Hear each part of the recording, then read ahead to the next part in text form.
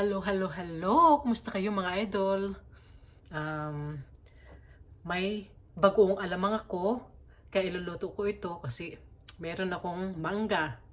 Kaya gigisa ako ng alamang, tapos lalagyan ng maraming sili. Tara, samahan niyo akong magluto mga idol. Lagyan ko na lang tong bawang. Uy, hindi pa ganang na tong bawang ko, kaya ilalagay ko na itong sibuyas. Marami akong hiniwa-hiwang sibuyas, isang buong piraso yan. Isang buong piraso para masarap ang ating alamang. Diba? Alamang kayo dyan. Alamang. Hindi naman ako juntis mga idol, mga kasisi. Nag-craving lang ako. Kasi ang dami ko nakikita sa mga sa mga, ayan, mga nakapost-post dyan na kumakain ng mangga na may alamang. Kaya ito, nainggit ako kaya nagluto ako. Lalagay ko na itong bagoong alamang. Ito ko na itong lahat para mas marami. Mayroon tayong bahaw-bahawin. Ayan. Ayan. Marami pa. Marami pa. Ito, simutin. Simutin. Ayan. Ayan.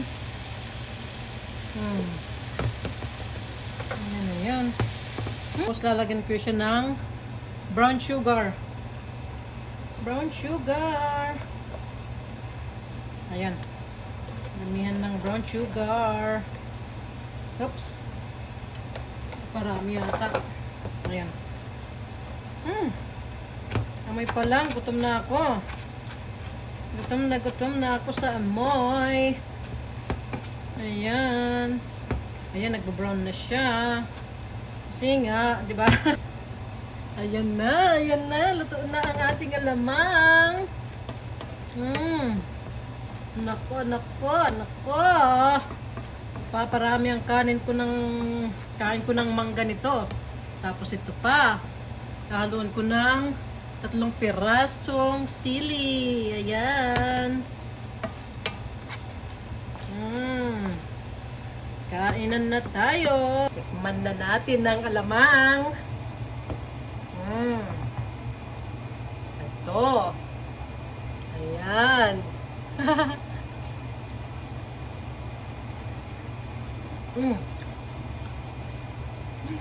Ready na. Kain tayo. Kain natin sa mangga.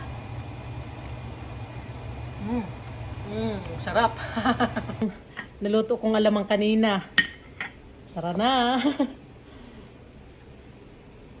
Libreng maglaway. Libreng maglaway. Tikman ko na ang aking alamang. Nakaluluto lang. Ang sarap. Ang sarap. Hindi siya gaanong maalat. Hindi gaanong maalat. Medyo maasim-asim tong mangga. Kasi yung ibang manggang na nabibili ko hindi gaanong maasim.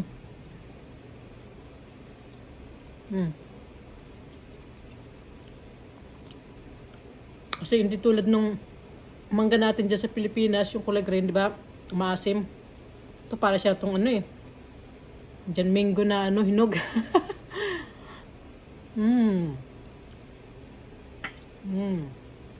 Sarap.